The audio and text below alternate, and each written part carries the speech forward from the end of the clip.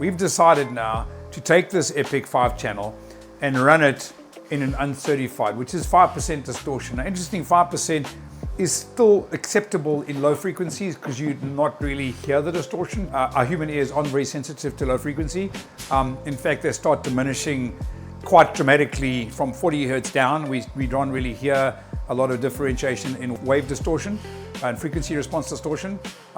So in other words, if you played a 40 hertz tone with a 5% distortion, it wouldn't be audible that easily. If it was at, say, anything above 100 or going up to the 1 kilohertz, absolutely, you would absolutely hear it. We've now hooked up the EPIC 5 on the bass channel, and we're going to run it into a 1 ohm load, uncertified, and we're going to see what it does. Now, if we were to advertise this rating, it would be somewhat, not realistic, and also it would distort the truth. And if we had to put this on the box, which some companies would do, then they would believe that this amplifier, and it's not that it can't do it, but it's not what we're looking for. We're looking for clean, accurate, undistorted, reliable power. So at the moment, it claims to do, 700 watts? Okay, so let's find out what it does with 5% distortion. We run the test. Okay, let's run D. Okay. What tone are you running, 40 or 1? 1, same track I was playing. Okay. Let's try it on 40 next and see what it does. We're interested to see that. Yeah, it's not actually 40 or 1K, it's like a mixture. Oh, okay. Oh, okay, fair enough. Oh, yeah, of course, the AD-1 has its own track. I forgot that. Quite correct. Okay. So it's actually a dynamic track that runs across the whole spectrum.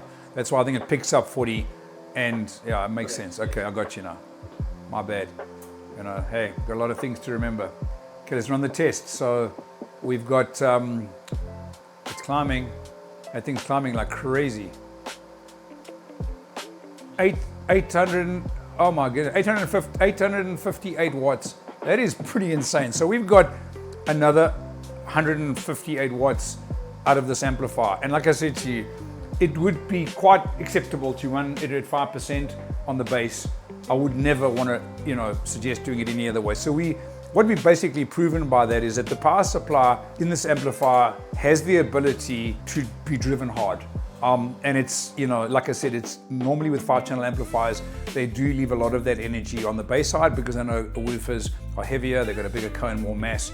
And it takes 6 times the amount of current to actually move a woofer as opposed to a resistive load. So this is a reactive load as close as you would get on the Steve Mead, Tony Diamore Dyno, hence the AD-1, which is designed to give you the same simulation or close to as what a reactive load would do.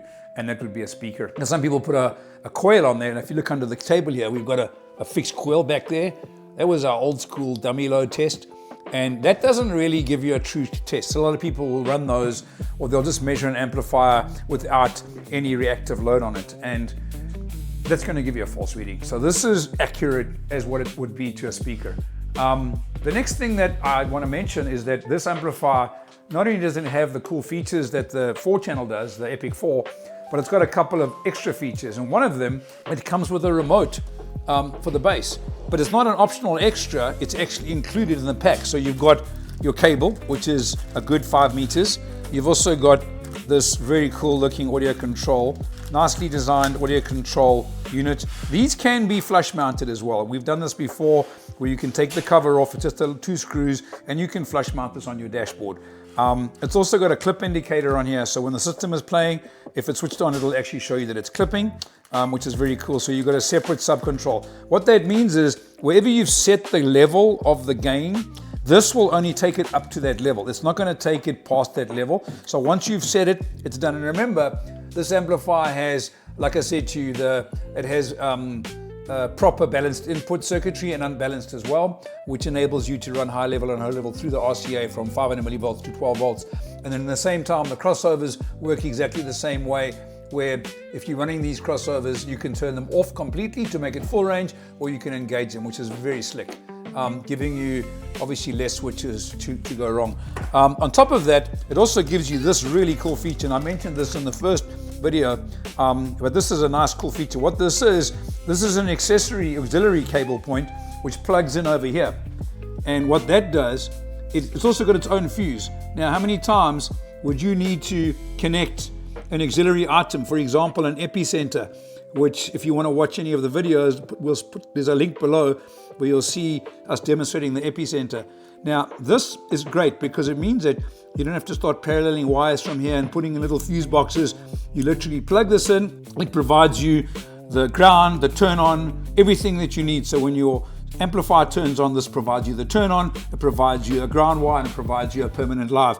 And it's fused correctly, so if something was to ever happen, it wouldn't smoke your device, because naturally these wires would have a higher rated fuse on it.